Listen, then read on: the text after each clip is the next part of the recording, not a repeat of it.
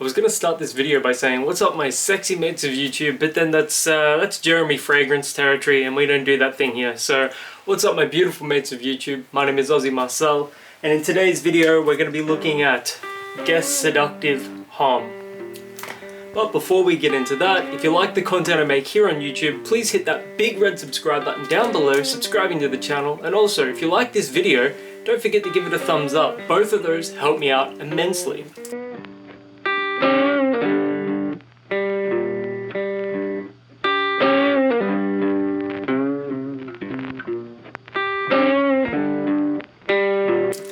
Okay, so I used to wear Guess Seductive Homme back when I was at uni because anything like under $30 Australian was sort of on my radar at that time for obvious uni related reasons.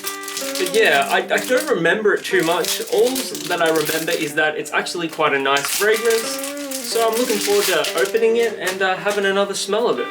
I got this for $29 or thereabouts from Priceline, so very affordable.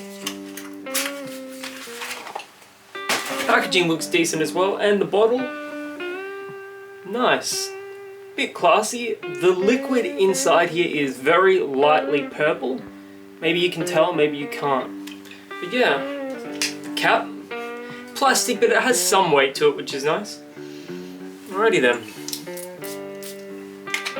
Atomizer is average.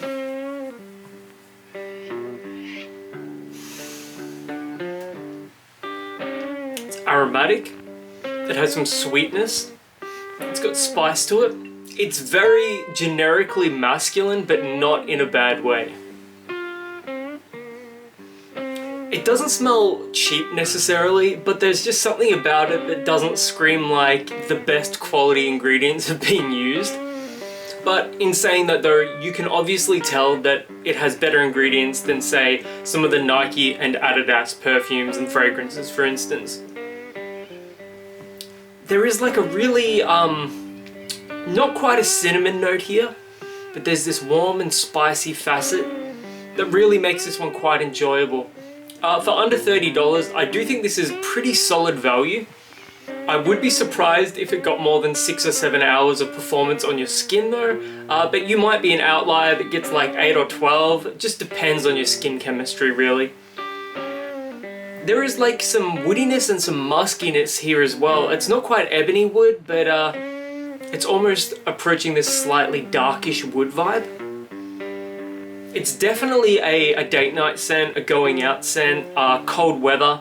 But in saying that though, if you're going out in summertime, even springtime, going out to a bar, maybe going out for dinner, I can totally see this working in those situations as well. Yeah, it's quite a nice fragrance, I've got to say. For under $30 Australian, and you are getting 100 ml of the fragrance as well, so 3.4 fluid ounces. It's pretty solid value. I can't imagine anybody actually disliking the way this one smells. Yes, it is a little generic, but when it comes to putting on a fragrance that people are going to like to smell, this is right up there, and it's very affordable too. So if you're a bloke or even a woman on a budget and you want a warm, spicy fragrance, under $30 Australian, you can do a lot worse than Guess Seductive Homme. It's been about 15 minutes since I applied this to my hand, and I've just noticed that it's got quite a bit of a woody and berryish quality to it. So as it's dried down, it's taken on a lot more woods, and it also smells like mixed berries. So I don't imagine the performance is going to be amazing, but if you like woods and berries, definitely check this one out. It actually reminds me of Mont Blanc Emblem Absolute. Now, there is a Guess Seductive Homme Noir, which smells like Paco Rabanne's 1 Million. It's like a slightly fresher 1 Million. So if you want something that's more approaching sort of clone territory, perhaps check out the Noir version. But in my opinion, this one is better because the Paco Rabanne 1 Million DNA, you know, I'm on record as saying it's not my favorite. So yeah, this though, very enjoyable. I can even smell it over my Prada L'Homme Intense that I'm wearing, and that is a very strong fragrance. So this, even though it's sort of like in the opening days of it, it's quite nice, and yeah, I've got to give a solid recommendation for this one. Look out for a more full-fledged review once I've worn it a little bit more, but first impressions are that this is solid for $30 Australian. If you've ever worn this fragrance before, let me know in the comments below. And until the next video, my name is Aussie Marcel, and I'll catch you guys around.